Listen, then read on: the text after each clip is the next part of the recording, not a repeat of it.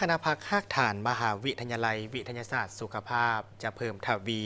เวียกงานการก่อสร้างการเมืองแนวคิดให้แก่สมาชิกพรรคพนักงานให้มีแนวคิดอุ่นเอียนทุนเทียงเสื่อมั่นต่อการนำพาและเสริมขยายกำลังแหงมหาชนเข้าในการปฏิบัติหน้าที่เวียกงานการเมืองให้มีผลสำเร็จกองประชุมใหญ่ผู้แทนข้างที่ 4 ของคณะพักภาคฐานมหาวิทยาลัยวิทยาศาสตร์สุขภาพจัดขึ้นในตอนบ่ายของวันที่24มีนาคม2025ให้เกียรติเข้าร่วมโดยสหายบุญแฝงภูมิมาลัยศิษย์เลขาคณะพักรัฐมนตรีกระทรวงสาธารณสุขมีคณะพักภาคฐานมหาวิทยาลัยวิทยาศาสตร์สุขภาพพร้อมด้วยผู้แทนกองประชุมเข้าร่วมกองประชุมได้สรุปตีราคาเวียกงานการเคลื่อนไหวการปฏิบัติหน้าที่เวียกงานของคณะพักภาคฐานมหาวิทยาลัยวิทยาศาสตร์สุขภาพในซุมปีที่ผ่านมา 2019 หา 2024และผ่านที่ทั้งแผนการ5ปีต่อหน้า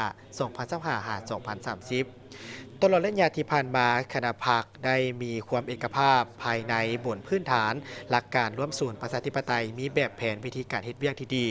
มีแบบแผนการดำรงชีวิตเป็นปกติทุกเดือนนำพาแนวคิดสมาชิกพรรคมหาชนเป็นประจำเป็นเจ้าการในการชี้นำพาปฏิบัติหน้าที่เวียกงานต่างๆที่ทางขันถึงมอบหมายให้สำเร็จทันเวลาและบรรลุคาดหมายได้ถือเอาการศึกษาอบรมการเมืองแนวคิดให้แก่สมาชิกพรรคพนักงานที่เฮ็ดเวียกเป็นสำคัญอันดับที่1เฮ็ดให้สมาชิกภายในมีแนวคิดหลักมั่นทางด้านการเมืองที่ดีมีความสามัคคีทางภายในและภายนอกเป็นอย่างดีมีการปรับปรุงวิธีการเฮ็ดเวียกมีการก่อสร้างและขยายภาคพนักงานและนักศึกษาเฮ็ดเวียกมีแบบแผนมีโครงการและการสุกยู่ติดตามการประเมินสรุปถอดบทเรียนมีการส่องแสงรายงานอย่างเป็นปกติและทันกับสภาพการมีความรับผิดชอบต่อหน้าที่การเมืองที่ได้รับมอบหมายเคียงคู่กับผลงานด้านตั้งหน้าก็ยังมีบางข้อที่ยังคงค้างที่ต้องได้มีการแก้ไข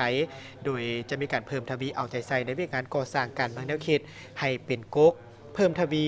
เผยแพร่บรรดาเอกสารสำคัญต่างๆของภาคของรัฐให้แก่สมาชิกพรรคพนักงานได้มีการเสื่อมซึมต่อแนวทางนโยบายของพรรคมาที่คำสั่งกฎหมายในระเบียบการของรัฐเพื่อให้มีแนวคิดอุ่นเอียนทุนเทียงและเสื่อมั่นต่อการนำพาของพรรคสืบต่อก่อสร้างพรรคให้มีความปลอดภัยเข้มแข็งนักแน่นให้กลายเป็นด้วยพรรคที่มีความปลอดภัยเข้มแข็งนักแน่น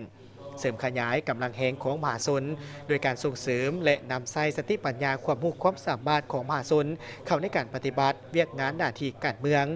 กองประชุมได้เป็นเอกภาพเลือกตั้งเอาสหายหมายฟองหมายซ้ายเป็นเลขาคณะพรรคภาคฐานสุดใหม่และสหายนางสุนันทาสุวรรณลาศี